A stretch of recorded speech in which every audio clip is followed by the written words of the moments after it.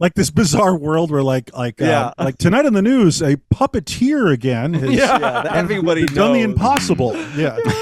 Malkovich. Malkovich.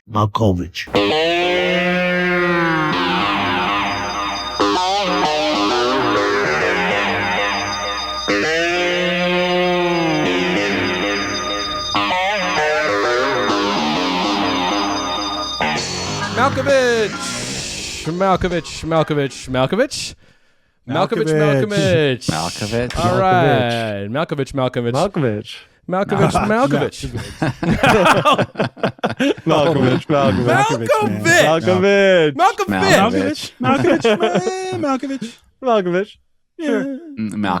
Oh, Malkovich. All right, everybody, fuck that shit. Welcome to one fucking hour. We did it. We did 75 takes of that. That was the best one. Oh my god. Can we do one more? Do you want to? Do you need to? That was a joke. Okay. All right, Christ.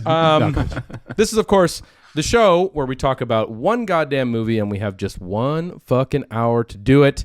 We're talking episode 90 today, which we're going to get into Being John Malkovich. I am Evan Husney, and we got, to my left, we got Malkovich. No, Tom Fitzgerald. Right. What's going on, T? Hey, Malkovich. I knew you were going to fucking say that. Yeah, oh, Jesus Christ. And One more for the road. yeah, there we go. Yeah, you need it. And to my right, we got Mr. Marcus Malkovich. How you doing? Malkovich.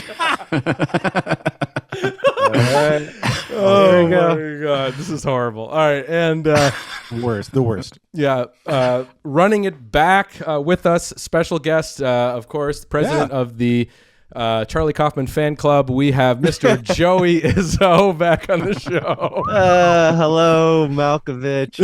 Malkovich. Hello. Nice to be back. Yeah, man. No, I know. Yeah. Yeah, because we did adaptation all together Yes, We did. earlier this Alright. year. You know, We did. So Yes. we did. we're We did. back. Mm-hmm. Yeah. I really went in hard on that one. This one I'm glad to be here for. I'm really excited to dig into this major flag. I mean, look, I like this work, but I think Uh-oh.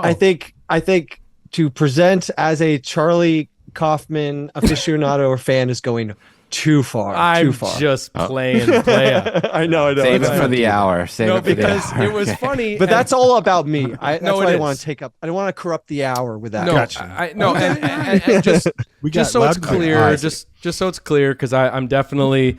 I was ribbing you a bit because when I texted you, hey, do you want to be on this? Because, let's run it back, baby. Adaptation. Let's do this.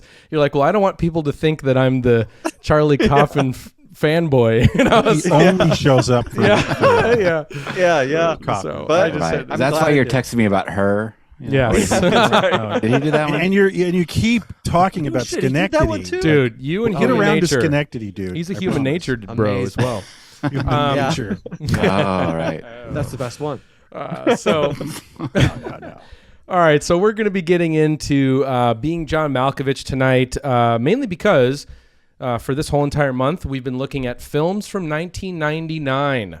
We kicked it off just a few weeks ago with my birthday episode where we examined The Matrix. That's right.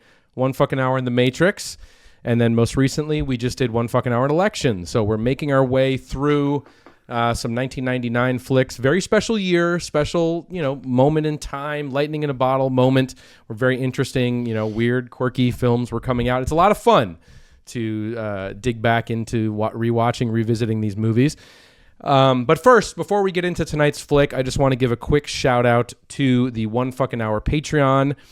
Patreon.com/onefuckinghour is where you can sign up just for $5 a month to get instant access to all of our bonus episodes, all of our feature-length audio commentary tracks that we've done. And want to give a special shout out because we are going to be uploading soon a bonus episode dedicated to 1999. All the movies that we're not covering in long form here on the YouTube channel. We're just going to be freestyling, going down the list of all the crazy-ass movies from 1999. I'm sure Tom will get in a little Spy Who Shagged Me, you know, maybe a little Phantom Menace, even. Little Phantom Menace. Side of that. Yeah, we're gonna little get American Beauty. Ooh, yeah. Maybe I'll get some American History X in. Was that 99 or is that 2000? I think so. Yeah, probably Is it? so. All right. Look out. We already burned through Office Magnolia. Office Space, yeah. Oh, Yeah. love it. Man. Blair Witch Project. Oh, yeah. Some Blair Witch. So if you want to hear us go to town on 1999, the only way you're going to be able to do that is to sign up for the One Fucking Hour Patreon on patreon.com/onefuckinghour. Or if you enjoy watching the show on YouTube and it's easier to keep all your shit in one spot, you can click underneath this video. There's the join button. You can click there and become a Moman of our YouTube channel where you get access to the same perks, the bonus episodes, the commentaries, same price, same bullshit, same deal. Don't matter to us. We appreciate the support either way. Thanks to everybody who signed up thus far. So, all right. Well, I think it's showtime, boys. Shall we start the clock and get into this shit? All right. Lock it up. All right. Let me see. Where is that? Okay, here we go. Here's the clock, and boom. All right. So, I think the plot, we normally talk about the plot descriptions and setting up what these movies are about, is sort of best described by John Cusack in the movie. In the scene, of course, he is a New York City puppeteer who's also a filing clerk named Craig. And he's explaining to his office crush, Maxine, played by Catherine Keener. He basically describes that there is a tiny door in my office, Maxine. It's a portal, and it takes you inside John Malkovich. You see the world through John Malkovich's eyes, and then after about 15 minutes, you're spit out into a ditch on the side of the New Jersey Turnpike. And then, of course, Maxine's response is, "Sounds great. Who the fuck is John Malkovich?" So that kind of describes the absurdity of what not only the movie's about, but the idea of even fucking making this movie in the first place. A very weird, bizarre, singular idea to make this movie about being inside the mind, seeing the world through John Malkovich's eyes. Right. Through an actor who is playing himself in the film. Right. Exactly. So that's the movie, but we should kick this off because, Tom, you were we basically almost discussed an entire episode before we hit record tonight. But Tom, you had the idea of doing a rewatch roundtable, which is right. tonight, because this is a movie that all of us have not seen in a very long time. To me, it's got to be over 15 years. I did not revisit it for me. Yeah. Yeah, Okay. I mean, I couldn't even, like a lot of it, like the tone was different than what I remembered, So there's a lot that just kind of was different for me. So I think this is interesting. I think it's been a long time for all of us to revisit this. So I think this is the tone of this episode is one part sort of celebrating 1999 and, the uniqueness of that year in cinema, but then also, this is our rewatch roundtable, man. How did it hit us? 15 because it ain't 1999 anymore. No. It's 2023. Yeah, Rather far from it. Christ. So, well, let me start with Tom. What was your rewatch like for this roundtable? Rewatch. Well, okay. It's like I haven't seen it. Let's just call it a decade, but I think it's been a little sooner than that. But Sure. I saw it a lot back then. Like my friend had a bootleg from like a video store rental. Whoa. Like a like a Screener? like the Sneak exactly. preview. So Screener. right, exactly. So we would watch it like constantly when it was in theaters. So anyway, I still love it, and that giddy feeling I got when I first saw it in 1999 is there. So I really have the same feeling. It's just that what's been creeping with every watch I've made since that first flush in '99 has been feeling a little wobbly in considering it formally, like specifically the screenplay. Like there's some things that I'm very forgiving of because I do enjoy it so much, and I think it does click like in its own context perfectly. It's just by the standards of like professional, good, rigorous filmmaking, Right. especially in the script. It has so many flaws to me, which is ironic because I've never really felt this way, where it's like I feel so completely forgiving and let God let go, but it has so many deficits that are very glaring to me. And so anyway, the most recent watch, I'd like, they're right there again, and I'm like, wow. And just an example, maybe we can all talk about, Sure. maybe something similar, but it's just like there's like no characters. Like I don't feel anything about John Cusack. There's no character development. He just exists, and I guess he's kind of a twit, and like I don't care about his motivation. I don't really even understand his motivations. He's just like wants to be a great puppeteer, and he's like heavily in love. And then everyone's kind of like heavily in love, and it gets tiresome. Yeah. And then there's like, and almost they become reduced. They become less characters. Like they're like stick figures, and then they just kind of like disappear into being like, I'm in love, and like I don't love you, and like I just like, and then it's just a little wobbly. I'll just leave it with that. Like to me, I don't know if this film would work though with like richly hued, like maybe sculpted characters. I don't know if that would work because it is kind of a comic book concept, kind of cartoonish world. Yeah, it's high concept. So maybe that's wrong. Yeah. So it's okay. So anyway, so it's great again. So exactly. And that's my feeling about the film. All right, let's get to Marcus. Marcus, hit us real quick, and then we'll get to Joey, and then we'll move on.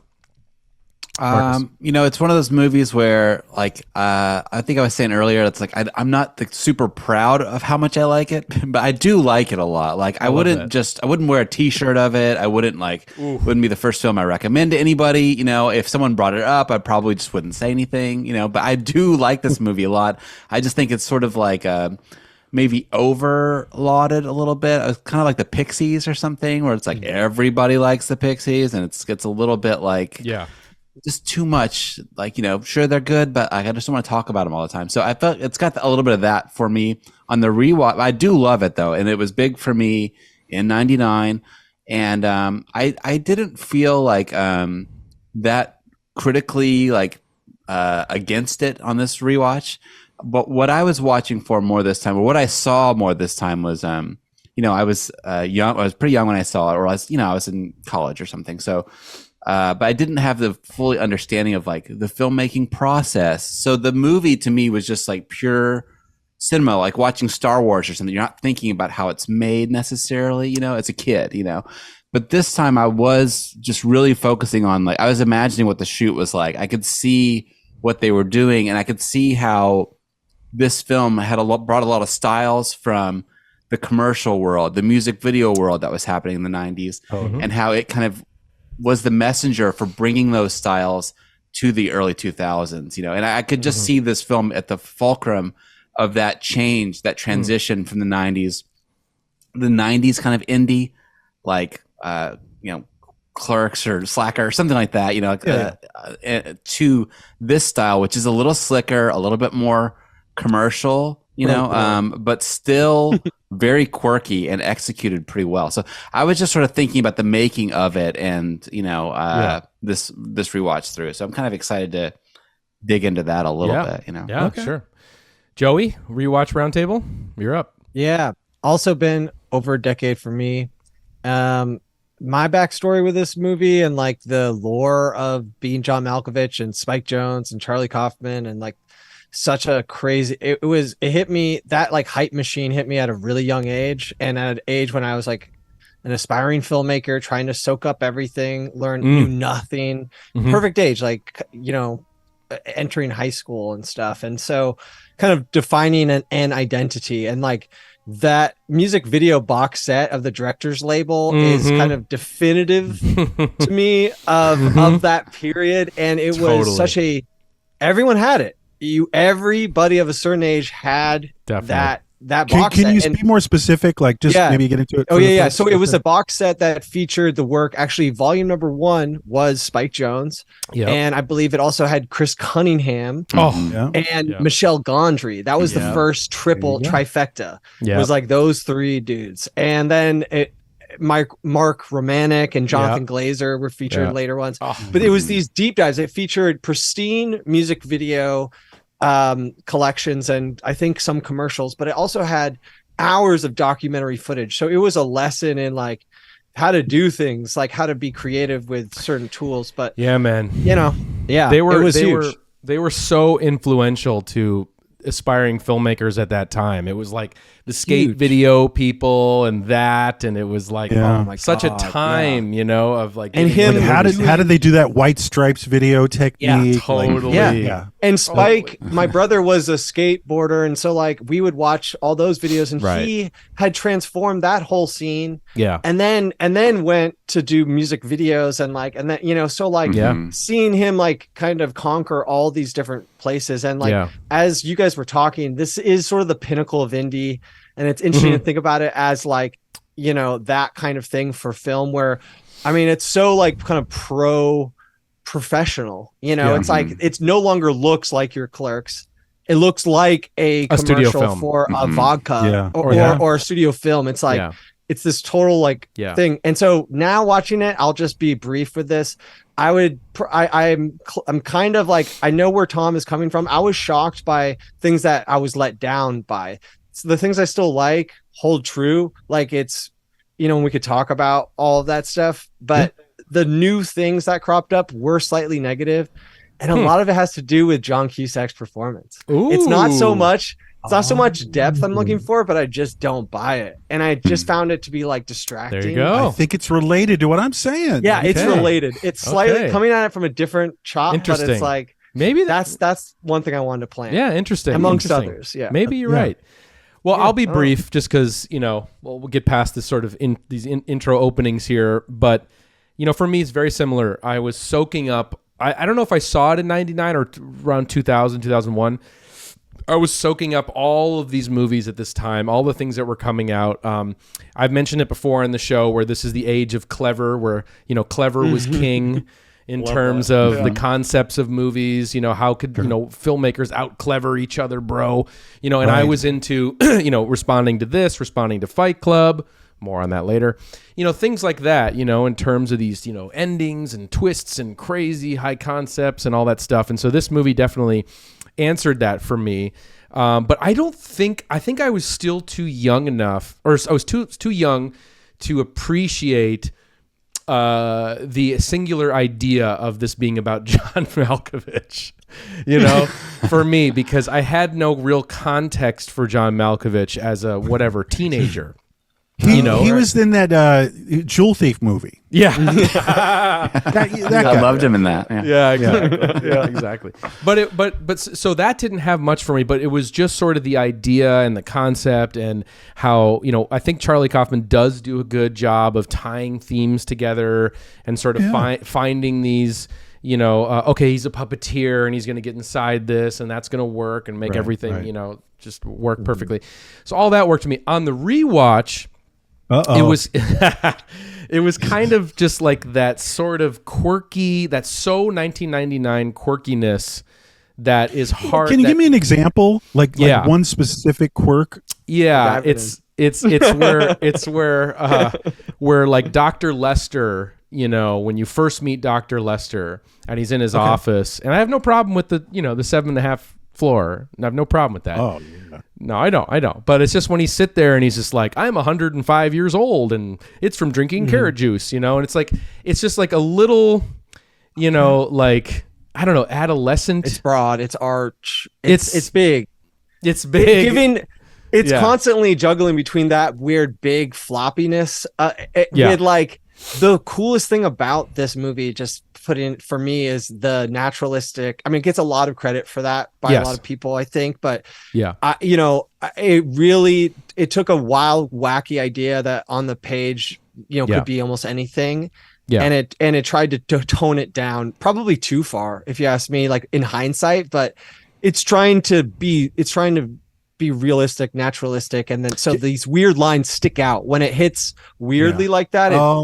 But that's quirky. But that's quirky. Yeah, you're right. That's quirky in a naturalistic setting that it doesn't need to me, because when I do think that it's working, like when I think it's actually like I'm laughing and everything's firing on all cylinders, is that amazing scene where Malkovich comes out of his own portal and he lands in the Jersey Turnpike, and then he has that amazing back and forth with John Cusack where he's where he's playing big and he's like saying, that portal is mine and it must be sealed forever for the love Yeah. of God, you know, and it's The amazing. way he says, "It's my head," is Yeah. so weird. He holds head. It's my livelihood. Do you understand? It's my head, Schwartz. It's my head.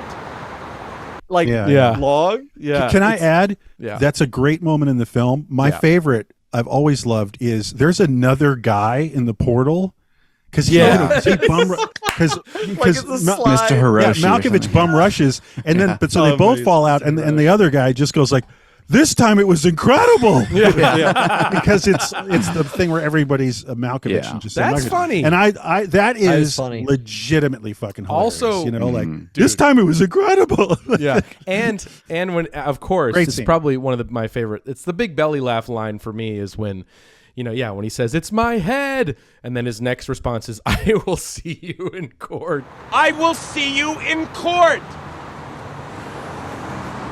Court, yeah. And then he's like, what makes you think I won't see what you're seeing in court? You know, and it's, Oh yeah, touche. great. It works.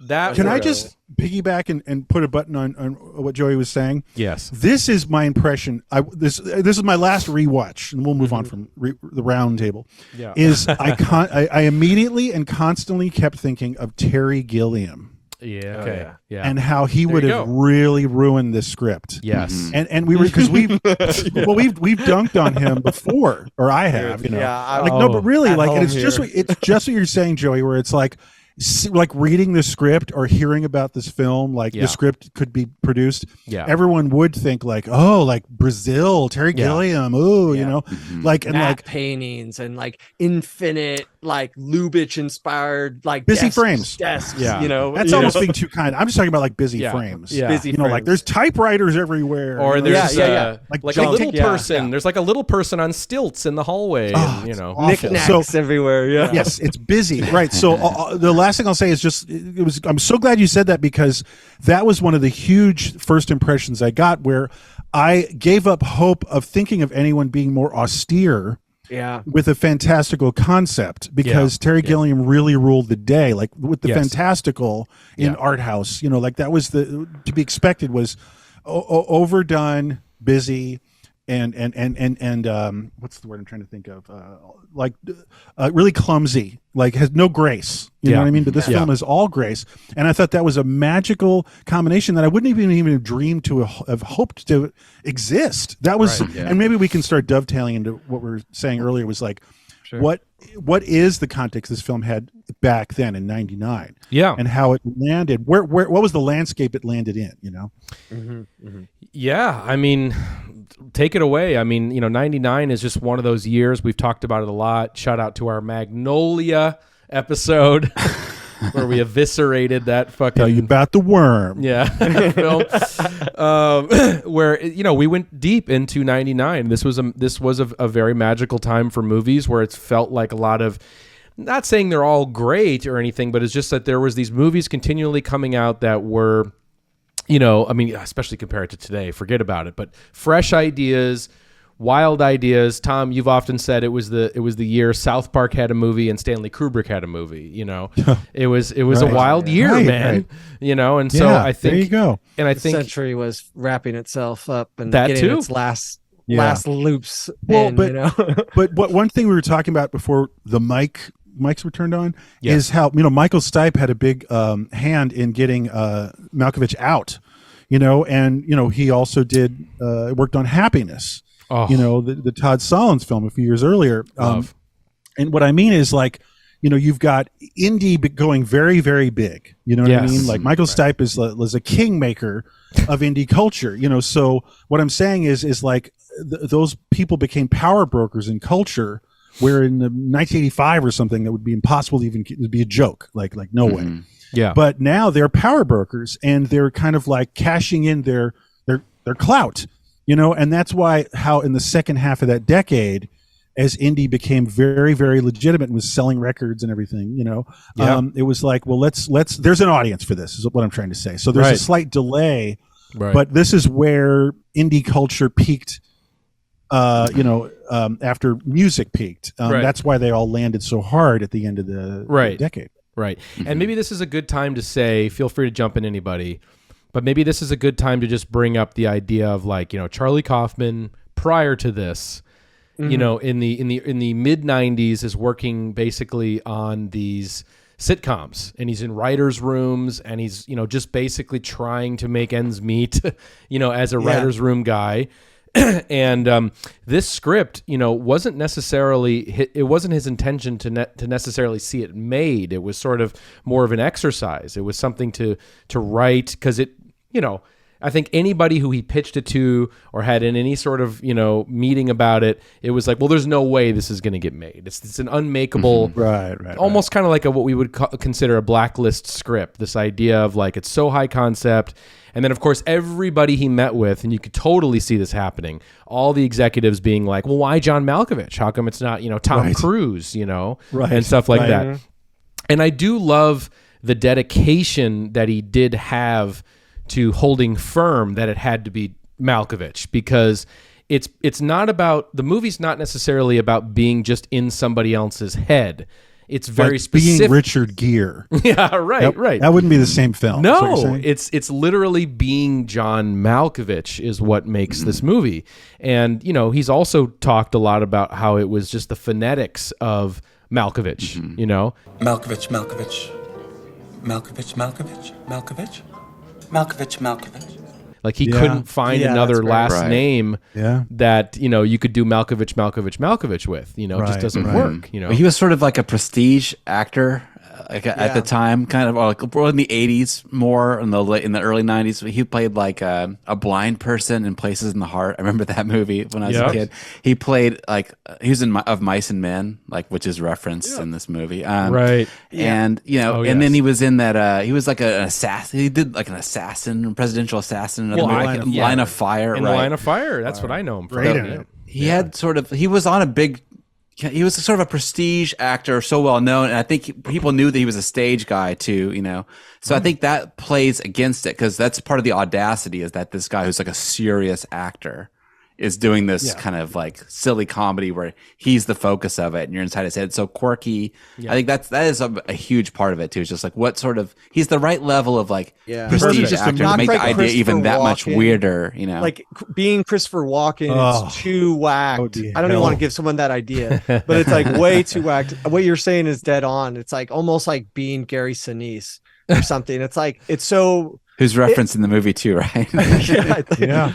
But like, to me, because it's Malkovich and he's not a celebrity like Cruise, I feel like the movie ultimately also becomes stronger because it's not just about people wanting to be celebrities. Like, of course, but it's about people wanting to transcend class more so, and like status, like to have a little bit of respect, to have a little bit of status, to have a little extra. Like that's what Being John Malkovich is really about. It's not about being like a Hollywood movie star. Right. Because he's kind of he's like a New York, like prestige theater. He reads the Wall Street Journal and not like Beverly Hills. Yeah. It is. That's also that jumped out at me on this viewing too, is like, what is also cool about this movie is that it's a New York movie. It's a New York movie. Yeah. Still. Yes. And those exterior shots are awesome. It's really hard to come up with a better person for that time, than and as specific as John Malkovich is. I guess they tried, right? The studio was asking them to come up with other people, and this was sitting in development for like years, and they said no for years. It's just pretty amazing. And it's crazy that obviously, like, I think even Malkovich said no. He did in the early days, right? That's what I was going to say. Direct it. Well, yeah, that's what I was going to say is that, hats off to Malkovich too for eventually signing on to this. I guess the origin is that he was sent the script, in somewhere in the mid 90s, years and years before it was made. And he saw it as something that was going to be, there was no upside for him to be in it, because if it was a flop, he would be branded as a flop.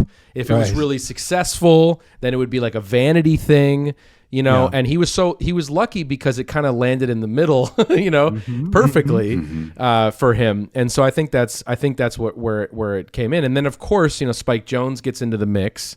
He gets the script from Francis, Coppola. and totally. sees a path forward. Who's a huge player in this? I feel like is like totally with that. Like if there is a like if that didn't happen moment, it is that moment where he makes that phone call to Malkovich or to Spike, where Francis makes that call to Malkovich, I believe. Right. Yes. It's like, hey, you should check out this kid's script. Yeah. Yeah. Right. Was it? You know? Spike and Sophia were married at the time, or dating or something, right? Yeah. They were together, and then But let's talk about like 1999 again, like like why? See, I think maybe part of our thesis here and the whole the rewind, the rewatch was rewind. Like again, it's not 1999 anymore, so it's just I'll speak for myself. Maybe just tee this up is just. As I said, I wasn't thinking this was possible to even expect this. And I got literally giddy when I'm watching a major motion picture, and it is a small film, but it did look like Hollywood, like you were saying before. When the 7.5 floor happens. Oh God. And specifically, this is the moment when I got giddy and I thought, like, I didn't even know I could dream this was possible. I didn't even know this was a thing I could imagine even happening. And so that has always tainted or clouded my judgment about this film and put me in a narcolepsy. No, just the specific moment is they're watching the VHS tape that you have to watch as an employee. Yeah. And there's the little person and there's all terrible acting and it starts looking like Dan Clow's 8-Ball. Yeah. A little bit. It really is like the early 8-Ball comics, Velvet Glove, Cast in Iron. And it's like, because Cusack looks around like, is everyone seeing this and realizing how insane this is? And that seriously, like I didn't think that would maybe ever happen. It would be like, you want to go to Pluto? Sure. It's like, do you want to see a Hollywood film where the sensibility that I was steeped in and all these other asshole Gen X people that I knew, like was going big, and that was so that is always skewed I could never be objective about this film. Yeah. That I think also or what's up? I was just gonna say that video, with the aesthetic choices that it makes. Yeah. They nail those videos. Right? All the supplemental it's videos so, are like some of the funniest parts. It's so authentic. Like the idea of those sort of period piece History Channel the explanation reenactment. of how it's built and like the dialogue is so spot on. And so of course that's just refreshing to see in a movie. That kind of unprecedented. I'll shut up. But it's just like that did not exist. Right. Well, also like I feel like that there's two 99 aspects that I think are kind of coming to light for me. One is like the intersection this movie and has with like indie stand up and indie television, like Mr. Show and like all this emerging new fringe comedy and all of that's coming together. The music, the stand up, the TV. 100%. Now the movies, and like this is probably like Zach Galifianakis, yeah, and they would be in these movies. Like David Cross is featured in Eternal Sunshine, and Janine Garofalo kind of got there earlier. But all these people have these weird connections there. Right on. Yeah, Marcus, were you gonna say something? Oh, there's so much to say. I think that the 7.5 floor, to me is emblematic of. It was also a point that took it to another level for me because I was realizing, wow, this movie's going to have a lot of creative, quirky ideas in it, and that's part of the depth to me. There's not just one stupid idea that you're going to go into Malkovich's head. Yes. It delivers a bunch of strange ideas. The idea that he's a puppeteer is kind of a weird world to go into. There's a lot of layers of weird. And I think it's executed well. For me, this movie is like a team effort. I think that Coffin gets all this credit for his films, but I think that he's really best when he's paired up with Spike. I think I said the same thing on Adaptation. Like we did. I like them as a team together. Yeah. And I think that this movie, it's like Spike's whole team executed well. I think the cinematography feels very fresh and new. Lance Accord, great, who's like a huge commercial and music video director, cinematographer. Yep. Right. And the production design is KK Barrett, who was in the Screamers, that punk band. The drummer for the Screamers. Yeah, he was the drummer for the Screamers, and then he's this kind of like well-known production designer around LA. That's killer. And so I think, and they all work together doing those videos, like Sabotage, whatever. Tom's what's the Funk Soul Brother that video? Oh, yeah. You know, anyway, Fat Boy Slim. Fat Boy Slim. Fat Boy Slim, you know, that kind of name stuff. you're looking for? Fat Boy Slim. Sorry, I don't have that. Please, in my come mind. Fat Boy Slim, whatever. So they did all those videos together, and so he just kind of brought that team in. Yeah, and that's, I think, you know, they work so well together. It's got that kind of fresh sort of music video aesthetic. Like maybe it was fresh for cinema. You know, the way it's. I feel like the cinematography is really good in this movie. I feel like it did feel very fresh. I didn't expect it to look like that. Yeah. And I know they got a lot of pushback at the time from the studio. Yes. They're like, this doesn't look like a comedy, which is just like, you know, Something About Mary is the same year, right? Or the year before. It's year 98. before, and it's a monster, which is just like well lit, flat. There's no shadow at all. Almost television. Yeah. And I think that's a good reminder of just like what comedies looked like back then. How the tone of what a comedy or like is, you know? liar. Right. And like you know, the tone of this movie, it's a sad movie, you know, but it's hilarious and it's creative. So I think that just the execution of it all mixed together, I think all those people are working and firing on all cylinders to help deliver something that felt very fresh. I'm just going to say real quick, Liar Liar, coming to a 1 fucking hour near you very soon. Oh, I regret saying that. Jim Carrey month.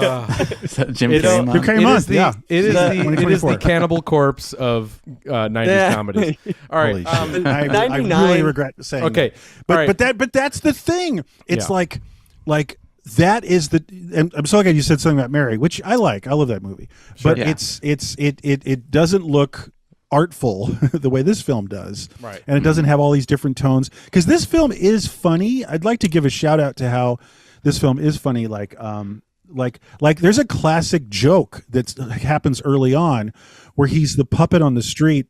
And the father and the daughter are watching. Love it. And the father looks away and the daughter's looking, and it starts becoming like a humpy kind of lascivious kind of sexual thing between the two puppets. It's like a priest and the dad goes, "What the fuck?" and he just clocks him. That's like straight up classic. That could have been in Something About Mary. Totally. My favorite. It could also be a joke commercial, you know, like a car insurance commercial or something. Yeah, it's a little bit, you know. Yeah. My favorite early bit is like him watching TV and he sees like the like famous puppeteer with an Emily Dickinson fucking giant puppet. Like, Derek Mantini, what a loser. right? Mantini. He's like, what a hack, dude. God, no, I love it. Like this bizarre world where like tonight on the news, a puppeteer again has everybody done the impossible. He just That's funny, taste. Right? He's but tasteless. Can I say, this guy's a man of the streets. He's doing street level puppeteering. That's why I don't think it's not going for realism. I don't think, you know, by any stretch. It's just it's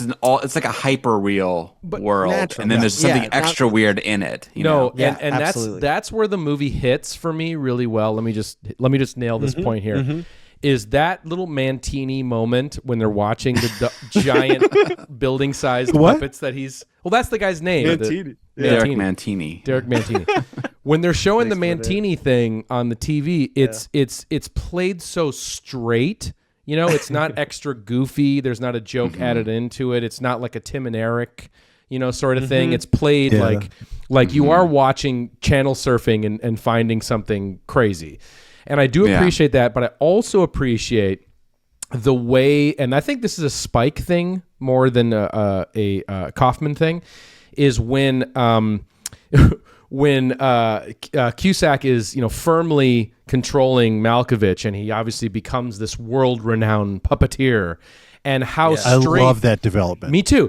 It's incredible. But how that, just going along with that ride of when he's telling his agent, the scene when he's telling his agent that he's going to be a puppeteer. He's like, sure, whatever, man. Let's do it. Boom. You're a puppeteer. Boom. That's done. That's boom. one of the best. From now on, I'm no longer an actor. I'm a puppeteer.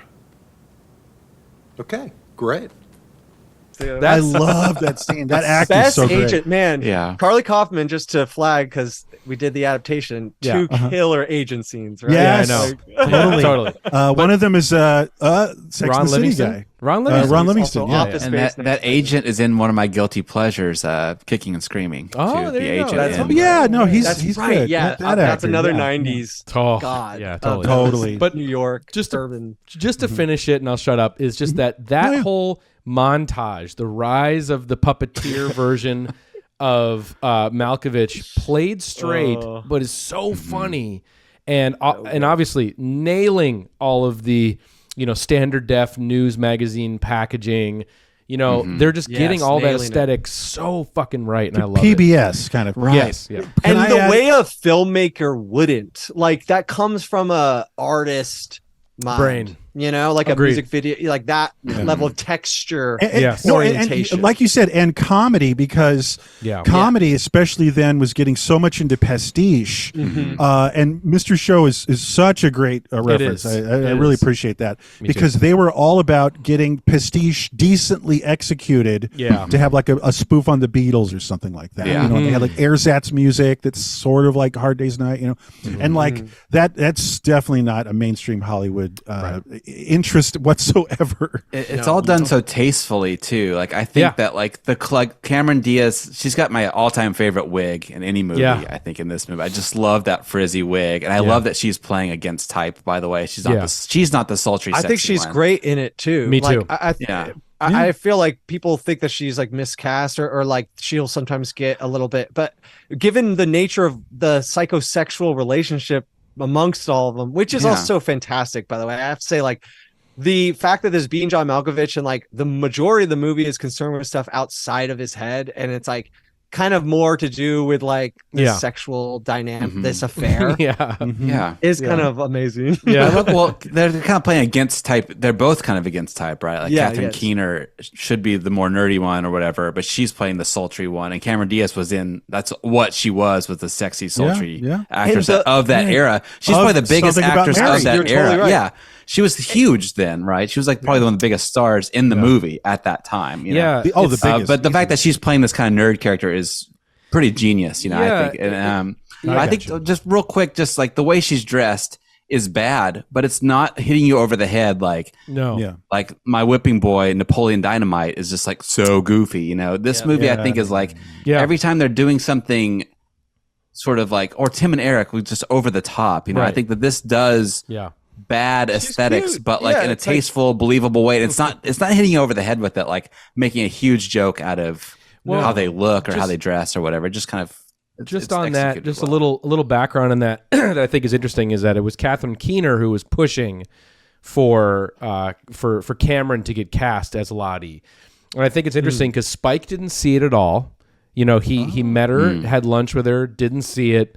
He knew from what he knew of her work, didn't see it, of course, like The Mask, and shit, like something about Mary, right, of course, not seeing it. And then it really wasn't until he started rehearsing with her and she was reading for and like auditioning for this role, even though she's a big star, that he started to strip away kind of all of, the things that she's more known for, like kind of, just she stripped away almost the sexuality and everything, from her performance and got to see somebody very sincere and sort of tender inside. And then he knew he had something to work with. And it was cool just to know that like Cameron Diaz was like spending time, like taking the wig out into the real world and spending time with chimps and other animal lovers and, and kind of, I know acting is obviously inhabiting other people, but it is kind of like she's like Malkoviching, out of her own body in a lot of ways. The prep work they did, I think, is pretty impressive. Like, and that's part of why it's done. So, like, they did those great rehearsals, like you said. They spent time with rehearsal, getting the characters. Yeah, they blocked out the whole movie with stills. I think they took the time to try to like get it dialed in. And, totally. I just feel like that's missing. I feel like rehearsal time. It gets kind of left behind these days. There's just the budgets can't take it. They even edited this movie for like 9 months. I think that like an indie movie these days doesn't have that flexibility to do rehearsals or spend forever in the editing room. You get an actor for 3 weeks and you cast him or her, you cast that person literally probably a week to 2 weeks before you start shooting. Sometimes is how it works. That sort of in that budget range of a movie like this, which was what, 5 to 10 million, like, that would probably be that situation, Real quick, just 'cause there was something you said, Marcus, I wanted to respond to, which was about how it's not like this movie is just one gimmick, it's not just one quirky idea that we're given, in this, that like it does explore a mythology or many different mythologies, which I do appreciate that. he Kaufman spent time trying to build out the world. So we were talking about the 7.5 floor, and we were talking about the mythology behind that and how that works. Another thing that I appreciated a lot more on this rewatch in terms of the mythology was the scene when so we've been in John Malkovich's head. Now Cameron Diaz has been in John Malkovich's head, and then we get invited to dinner at Dr. Lester's house, and then Cameron Diaz excuses herself to go to the bathroom and then opens a door, and then there is a shrine to Malkovich. It just so happens to be. Yeah, and it's like his whole timeline is on the wall. And that I love how that doesn't get answered, obviously, until way later. And for her or us. Yeah. Exactly. And so it's kind of this mystery thing. And so I appreciate that he injected that into it rather than it just being random. I appreciate that. And I do appreciate, that's a good way of explaining it, I think. And then also the payoff that it is some sort of almost like a Heaven's Gate type of. Yeah. Oh, yeah. Catching the comet. Yeah, yeah. They have the window. The Hale Bob comet's coming before midnight. Yes, I do. No, you're so right. Whoa, and it feels cultish. I flagged old people together feels like a cult. I wrote that down. When you show a group. Yeah. I mean, I'm sorry. It's just for film's sake. It's it has this. Yeah, it has that level. It has that. I don't know. It's kind of Twilight Zone too. I feel like there is a Twilight Zone about old people in a vessel. Well, Cocoon is what makes me think. Oh, yeah. Or like a Ray Bradbury short story. Yes. But I remember also the difference between rewatching this and back in the day. Back in the day, I remember, and maybe I was just young, but this was an impossible movie to crack, or it's so open ended that it's people would write diatribes, and then I watched it. I'm like, I get it. He's in that little girl's head. He found the portal. He's in there, and he's desperate. He's pathetic, sad. I get it. It's not too complicated. It's pretty stitched up. Yeah. Yeah, it's pretty stitched up. Yeah, it is. I do like the ending. I'm jumping to the end. I love the ending. Yeah. The ending Can I just works. add one little thing about how this film is, it has more surprises than just it's a big chunky premise and it plays through. For me, I got my second big giddy moment when I first saw it in 1999 was, now the chimp is having a flashback. Yeah, that's the best. Oh my God. Yeah. Chimp flashback? Yeah. Incredible. And he did have child trauma. Remember, Donnie said that he had child trauma, and then you see I know, and then it's subtitled. That's what chimp. I'm saying. No, but the thing, and he serves a purpose in the plot too. He's not just window dressing. No, he of course, comes to the rescue. He lets her out. Yeah. No, but what I'm saying is just going back to the week before, with election, and how I was really lamenting that we've lost that thing where these films can be such a roller coaster ride and so surprising. Yeah. And have things that just pop up and it was becoming expected. That's what I was saying before about election and how suddenly there'd be a fantasy sequence where he's an Italian guy in an Italian movie, and that just stopped happening. And it's the Little Miss Sunshine kind of problem. Yeah. And it's this really flat, lazy naturalism that just dominates all independent cinema now. Yeah. And that kind of scene, and not even just all the big Malkovich construction of the plot, but just of course this movie has a monkey flashback. And that's what you could depend on for a few years. It's great. It's great. And then it does inject other moments, other laughs. I do like the idea, I think it's a smart choice of how we're introduced to who John Malkovich is. It's sort of a joke onto itself. We mentioned it earlier, but when we first get into his head, we're just seeing him do these very banal, just routine things and brushing his teeth or whatever. Then we see him in the limousine, and it's just kind of like the limo driver being like, "Oh yeah, you're an actor, right?" And one player, you played a jewel thief. I never played a jewel thief. You were in that Jewel Thief movie, and no, you are that guy. Yeah, you are that guy.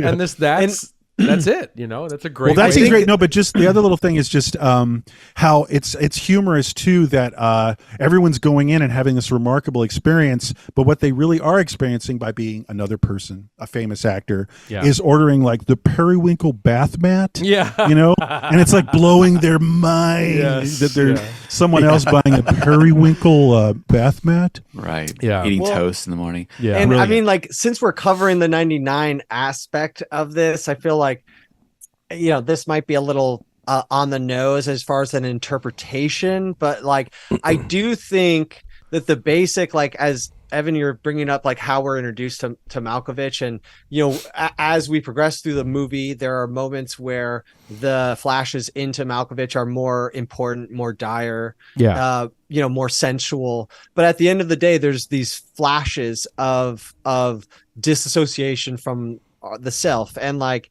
the internet age, it seems to be forecasting. I know. Second Life, like portals, and then drop 15 minutes. And we are watching that stuff on social media, so I had to get that out because I'm sure we were all it's great. Avatars. But but it holds up in that way because it doesn't hit it on the head, and it's speaking in kind of in open ways that invite those kinds of ideas. Dude. Yeah. What so was they don't tripping look me like out? they're kind of like dated. Right. Whereas like concerns. Well, wait, exactly. don't say it, because I was just about to say Hit it. that it's fucking crazy that this and the Matrix are the same year. Exactly. And There you go. and thinking Puppet, that right. thinking that this really is the counterpart, Indie the Matrix. antithesis. It's the indie Matrix. It really Totally. is in a lot of Yeah, ways. well, it's I agree. 4 years into the World Wide Web, And it's a sad ending. Like Matrix is like Jesus flying off to save everyone, like Neo Jesus. But this is like, I'm a sad guy underwater. It's like Nevermind. Ooh, you were talking about Nevermind. It's that same kind of alienated. Oh yeah, baby that's like true. Nevermind. floating in the water. The The little girl swimming in the pool. Yeah, my looks God. the same thing. Amazing. Yeah. That's cool. Okay. Real quick. Oh, Marcus, go ahead. Well, I got to talk about something. One person I really love Catherine Keener's performance in this. I think she's so funny. She's great. Like, Yeah, she's great. one of my favorite scenes I have to talk about was when, there's a lot of people people are saying they don't like the love stuff. It goes or gets grating as it goes on in the movie. I like in the beginning when he's kind of pursuing her though, and how clumsy it is, and delivers some really good laughs. There's a moment where he's doing the sort of puppet show version of them meeting, and I gotta say the way the puppets are shot in the whole film is brilliant and great, so well executed. I was trying to think about, just a little aside, like thinking about how long it took them to get that shot of the glass smashing into the mirror of when the puppeteer in the beginning. There's a lot of great, the puppet photography in this is top notch. But I hear you. He's doing like a little stage performance of him and Maxine together, and he's like delivering these lines to Maxine, like, she's like, "What do you like about being a puppeteer?" And he's like, "Well, perhaps it's the idea of becoming someone else for a little while, being inside another skin." I think it's the idea of being in another person's skin, And then it's this profound romantic moment. The music, which is so good in this movie, I think the theme is kind of swelling there. Score. And you feel that emotion there. You feel the kind of romantic vibe and the sad, sweet romantic vibe in that scene. And then they cut to the next morning. He's in the office, walking down the hallway with her, trying to recreate that moment, like as they're like busily walking to their offices. The reality. And he's like, "Well, I guess the thing I like about being a puppeteer, Maxine, is it's the idea of being in another person's skin." And she's like, "Yikes!" And seeing what they see and feeling what they feel. Yikes. Yeah. Yeah, I love it. She's great with like one word responses. Actually, I thought you were going to mention something else. I like this, that we're getting into like some funny bits that we're always responding to. This is one of mine. Him guessing her name is very. I remember I was stoned when I first saw this, and it was so deep. That was another. It was just saturating my stupid essence. I love that. That actually confused me.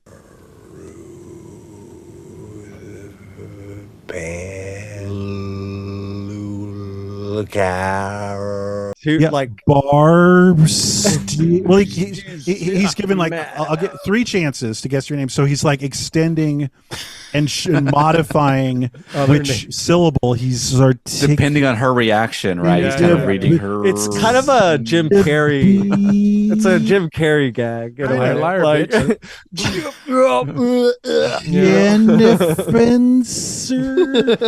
little Louis C.K. too. Yeah. Right. Can I just real quick? I just looking at the clock and everything, and I know we want to talk about these two scenes, and they're both very funny.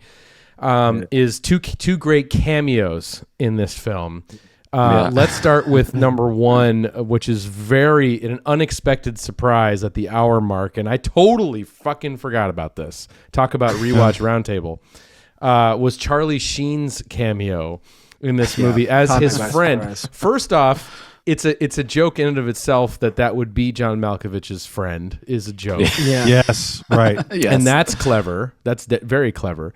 But you gotta love how he's essentially playing himself, and that, as you guys were saying before we recorded, would become much more evident as he gets into Tiger Blood Charlie. That he really is just playing himself. But how amazing is it too that whoever's idea it was, or if it was in the script, that as he's listening to Malkovich explain that, maybe it's like a witch, or like there's something going on. Oh, it's totally hot. Yeah. And he's That's like, even better. Yeah. He's like, let me know. Lesbian witch. He's like, let me know when you're done with her, man. As he's playing with a Rubik's cube. I don't know if you noticed that, but just kind of a cool. He's eating chicken too, right? No, he's literally trying to solve a Rubik's cube during the. I thought he was eating a bagel or something. No, it's a Rubik's cube, bruh. Look back at it. Yeah, and it's amazing. He's like, "Were you stoned? Come on, you were stoned," and it's just amazing. It seemed like he was playing a caricature of. At the time, it read like he was playing a caricature of a Hollywood actor. But that really, but then turns out it was him. Yeah, I know, because it gets so much deeper with the whole like Tiger Blood. Right. And I think that must have come from the Sophia connection, because she grew up with the Sheen being in Apocalypse Now and Nepo baby stuff. Thing. Yeah, and it's funny that when they pitched that idea to Malkovich that it was going to be Charlie Sheen, he immediately got it. He's like, yeah, that's it. That works, and it's amazing. And I do think it works too that Sheen is there because it kind of hints at why being Charlie Sheen would not work, it's just kind of it's a nice to I don't know, that's kind of something I was thinking of. Like, to compare it, like he's another famous person playing himself, right? In the film, right. It would feel a little naked if there was only one celebrity in it. It would feel a little odd, naked. I think. Right. It is kind of like an indie choice, kind of like the best kind of indie choice to feature Charlie, because as we were talking about earlier, I think Marcus brought up, it's not realistic. Like as we're saying, Charlie Sheen's not realistic, but it's like it's pointing something meta out, kind of in a way that's like fun for the audience that gets it, is in on the joke. Yeah, and it's like it's engaging. Oh man, that is a secret spot that is hard to nail, is the idea of creating something like a world like this where the audience is giving them that joy of being in on the joke. It's dangerous. Yeah, and it's dangerous because if you you could ruin the illusion, Yes. Or like, yeah. It's a delicate balance. Tom, your favorite cameo in the film has to be Sex and the City's Stanford. Stanford? Yeah, Stanford. Yes, it's the little scene. Well, you can watch the film, but yes, the late great actor, whoever the hell played Stanford. Yeah, you're really great in that movie. You play that retard. Oh, thank you very much. Thank you. In Sex and the City pops in, and this was actually Sex and the City was happening, and it was very Stanford centric, actually. Right, it is. So there you go. Totally. Yeah, but actually, no. I thought you were going to say There's a little tiny thing I wanted to mention, just circling back to what you were talking about earlier, which was that sort of PBS package on modified Malkovich was the something. Cameo, yeah, it really cracked me up because the way they utilize Sean Penn doing that kind of like like bandwagon-esque moment where he's like, I didn't want to start too soon and look like I was kind of jumping on the puppet thing. But I have been interested in puppetry for quite some time, actually, and that is so a thing. Like things that get trendy and in vogue. Like with that stuff, with the cameos and everything we're kind of talking about, the movie is sort of the epitome of the music video director without feeling stylistically cheap the way it would if you were to do that in a kind of full 100% without the kind of naturalistic classy touches that we're describing, without like the intellectual meta nods. Like music videos feature celebrities in that way. Music videos are kind of cut, like he's using all the tools, that we've seen in other ways, but rendering them in a way that's just like very authored. Well, can I get back to just again with comedy though? Just the last thing to say. Again, you brought up comedy. Mystery Show would have Ben Stiller pop up in a bit. Sure, it's just like what you're saying. Yeah, right. Yeah, I know. You made me think of that Christopher Walken video where he's dancing. It's the music video where he's dancing. Or whatever. It does work because they're not in the Hollywood context. I guess this film doesn't feel Hollywood, even if it is. But what I was going to say, I thought you were going to talk about a different cameo, very apropos of '99. In that same package is David Fincher is in that. That PBS package. I love that. I forgot about and Andy Dick, by the way. Andy Dick. Like reacting at the AMAs or something. Right, yeah, so good, so good. That is the most '99 thing you could do. Totally. Is have Andy Dicks pop up. Spike Jonze plus Andy Dick plus right. Yeah. But Fincher, nice one. I forgot. Yeah. You know what's another? I tried to watch. I tried to listen to the commentary track on the Criterion DVD. Did anyone check? Ooh, never have. Nope. I didn't either, but it's only like 50 minutes and it's all Michel Gondry. And then halfway through it, I highly recommend checking it out. It's only like 50 minutes. Wait, for this film? For this film. Gondry. And then Michel Gondry calls Spike Jonze, and you hear him over the phone. And if it's a bit, it's one of the best bits I've ever heard in my life, but you could see how much competition there is and how unsettled beef there still is and like how much like they're really digging at each other that whole time. I highly recommend it. But one thing I did want to bring up is that chase scene that Catherine Keener goes on, like the plunge into Malkovich's subconscious. Great scene. Malkovich. All with the child trauma and stuff. I guess like Michel Gondry brings up just like that you ripped off my commercial, like I did that.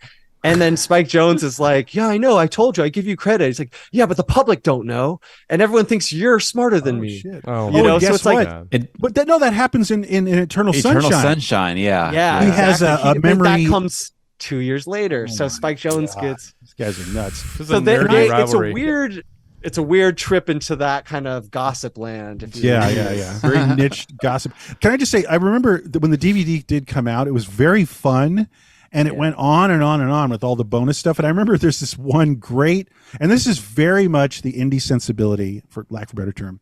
There's a brief interview with one of the women or the people who have to drive in a circle at the New Jersey Turnpike. Do you guys even know what I'm saying? Wow. There's a bonus where you talk to this woman for like 8 minutes. It's like, yeah, we just circle this, traffic so that there's always traffic in the background with the actors when they drop in the Turnpike.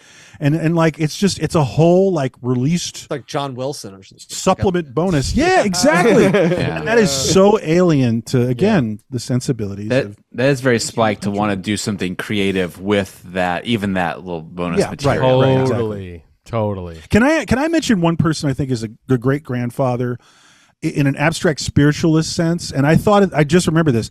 Back then, I thought of Robert Downey Sr. actually. And it's a little bit of a stretch, but all I mean is like that style of comedy that is like coming at you from such a fucked up angle, and it's so high concept that I really feel like he's the not specific touchstone necessarily for any of these guys, but he is the spiritual. You know who I was thinking of actually? This. I was thinking of Albert Brooks actually. Yeah. Oh, sure. Yeah. Just in real terms life, of particularly. Well, just in terms of like the like nailing like the parody super well of all the videos and video packages, but then also just kind of the tone, where it's dark, pathetic, but funny, at the same time. Yeah.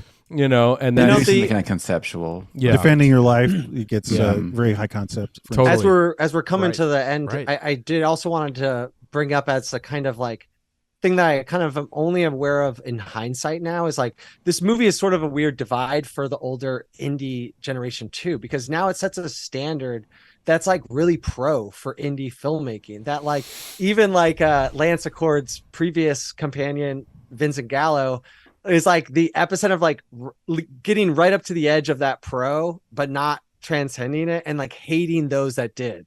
Like he would speak out against Spike Jonze, and so he hates everybody though. He hates everybody, but it's like everybody before him. It's like there's a roughness to indie that is somewhat like kind of like I don't know, like undervalued or like the children of Cassavetes, and that's part of the whole purpose here is to have kind of it looks like it was like forged under the duress. budget is no longer talked about, or it's like excused in a way that's happening in 99. Well, that happens. That's the same thing with music videos too. You know, it's like they used to have huge budgets for music videos, and then if you're a music video director today trying to compare yourself to that world, you're just gonna feel really bad about yourself. You know, unless you're one of the big boys. You know, right. True. I think that is true, that like whatever happens after this, the history of this movie is wrapped up with it. And I think it might be something that we react negatively against sometimes too, because it became a move to be like, what's my quirky Malkovich kind of idea, you know? Yeah, and the thing, you know, the ones that jump out at me are those, the Daniels movie where they're like, what if the Swiss Army Man or whatever, that's a total like wanting to be Malkovich type movie. I haven't seen it, but I just know that's what they're Swiss going Army for, right? Man. It's very like cloying, me too. and I was thinking of it's everything.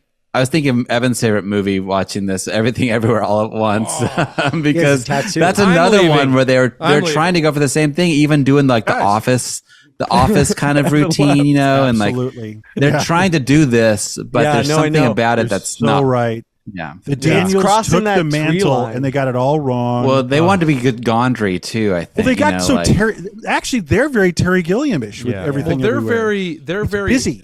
They're very commodified Urban Outfitters version of Spike and Gondry. No soul, no brain. I think they had those DVDs, Joey. They studied them very well. Right. Well, they were music video guys. They were DVD guys. Of course. And they've got some good videos too. I will admit they got some good videos. But I think maybe there's adaptation in this, like it could be showing some signs of some better, less like wacky inspo, but like Chris Borgley's new movie Dream Scenario seems somewhat more interested in like the more, which we don't need to talk about necessarily, but like it's definitely inspired by more of the subtleties that are on display in like Being John Malkovich. It's just that's good. Yeah. It's just for me. I think what stood out rewatching it again is there's a lot of great ideas in here. It's just by virtue of them being part of that 99 wave of clever exploitation, sort of thing. I think that's where it gets dings for us, at least for me, like where it's kind of hard to watch. It's because it's not necessarily what it is, but what it inspired and what it became and who it inspired. Right? It's that's apex clever. Yeah. And that's it's not its fault. It's not its fault. But it's not. I was just gonna say the ending still works though. It's still sad and crushing. Yeah, it does work. It is very unique and very cool. So, all right, there we go. That was a long hour. I don't mean that in a bad way, but that was like very rich. Thick. Sure. That was cool. I think we covered a lot. We did. Really, exactly. Feel good about that one. Yeah. I love your Mr. Show reference, Joey. That is right on the fucking money. Because I wanted to. Yeah. No, I was just saying it's like there's music. Not to cheat, but it's not just music videos. But anyway, the comedy sensibility of indie comedy, the Comedians of Comedy tour, that whole thing. Yeah. Comedy sucks too now, by the way. Dude, everything's sucks. over. Everything sucks. Post. Quote the Descendants. Yeah. All right, so that was 1 fucking hour, everybody, on Being John Malkovich. Very fun, good time. And if we think this was cringe, ooh boy, you ain't seen nothing yet. You see nothing yet. What's next time, partner? All right. Well, we'll see you again, Joey. Yeah, I'll be seeing you. Shit. At home. Yeah, so you gotta drag someone else. Come on, man, join the club. We're all posting these to our Instagram stories. We're like, come watch me talk about the Matrix for an hour, and the next week John Malkovich, and then fucking. I'll talk about the Club, DVD. Dude. I'll talk about the DVD packaging for the whole hour. That is part of it. We got to tell people what you guys always talk about. The shows of next week and before the title lands. I love it. All right, I didn't drop it. It's a cold open. They're like, what are they talking about? All right, Marcus is I leading. think they could figure it out. All right, so we are going to end our 1999 program, of course, with the Apex 99 film, arguably. This is it. Here we go. We're going to do it. We mentioned it earlier. 1 fucking hour. Get ready, everybody, on Fight Club. Oh my God! Get ready, Dust Brothers. And you know what? This is not. Oh my God! This is not. This is. We did Magnolia. That was our first dip into the '99 inkwell. Sure. This is not. I will just venture to say this is not a pure dunk. No episode. No. I don't dunk. I'll speak for myself. Like. I think there's so many parallels the way this film lands for me and culturally, as it does with Malkovich, actually. Like, because again, I walked into Fight Club and I had no context. I saw it like opening weekend. I was just like, it's a movie. What's going on? Right. And then I slowly saw the nightmare in its, the path that it led. And now we're at like Snowflake and stuff. And yeah. I mean, we just do the episode right now? Yeah.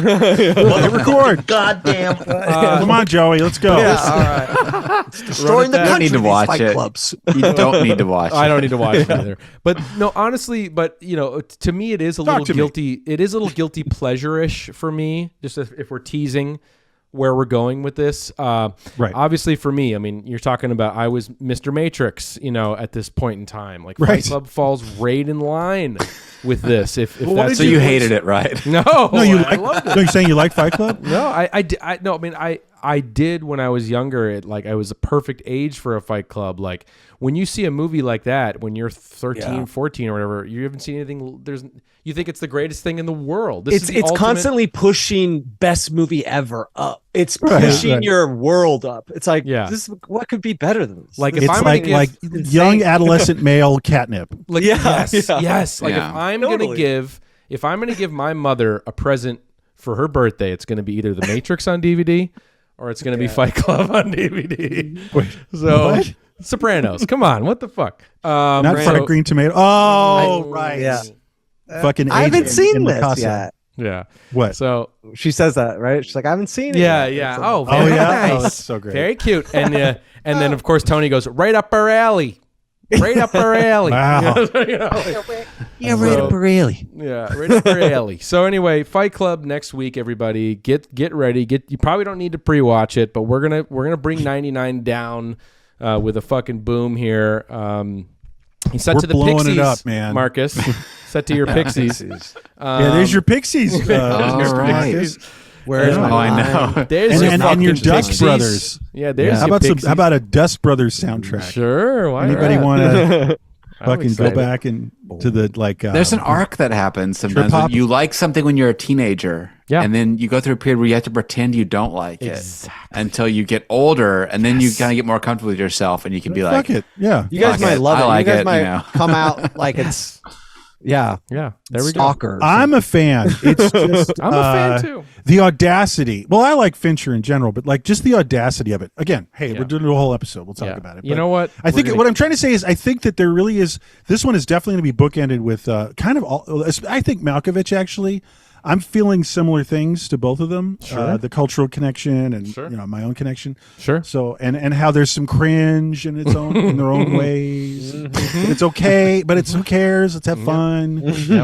Yeah. it was a great year for movies. you It know? is. It was just fun. It was just bold. Fun. It wasn't even like they're great films. It's like Just it fun. was fun. Totally You would fun. go and be like, we haven't even talked about like American Beauty was fun. It's like, what the hell? We've talked Like, about this it on the movie's show. crazy. You've talked about it Yeah, on the show. but I'm just saying, we're not doing a full ep on that, but we No. could have, and that's the You best picture of the year and the Oscars and shit. Yeah, totally. It was all right, fun. let's get out of here because we've been in here for a while. But everybody, get ready. 1 fucking hour in Fight Club, and then I guess Can't who wait. knows? Question mark after that. And then stay tuned, of course, on the Patreon, patreon.com/1 fucking hour.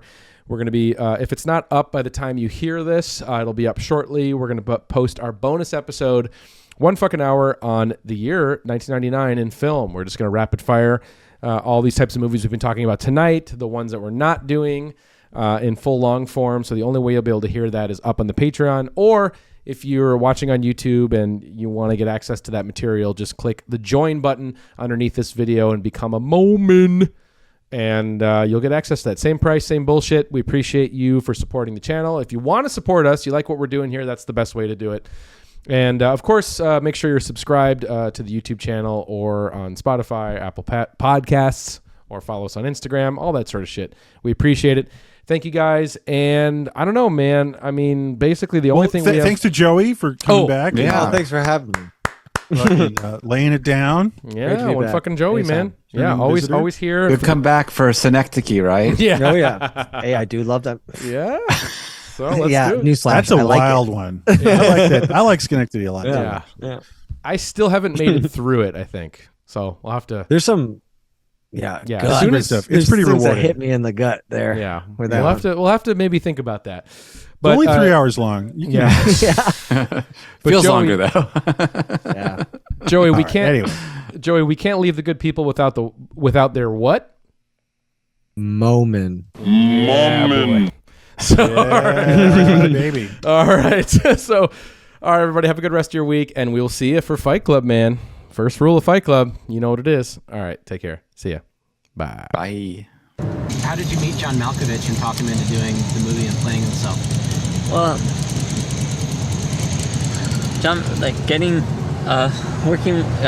talking to John, Charlie,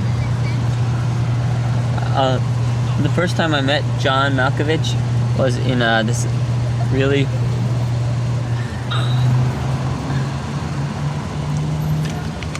Were you surprised at how easygoing Malkovich was on the set?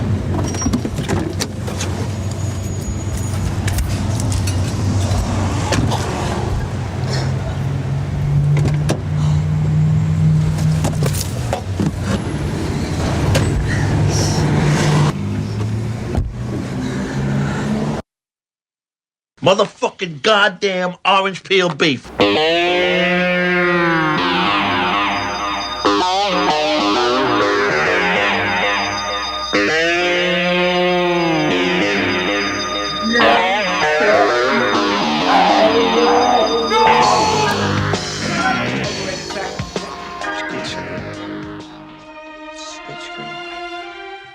That was wicked, man.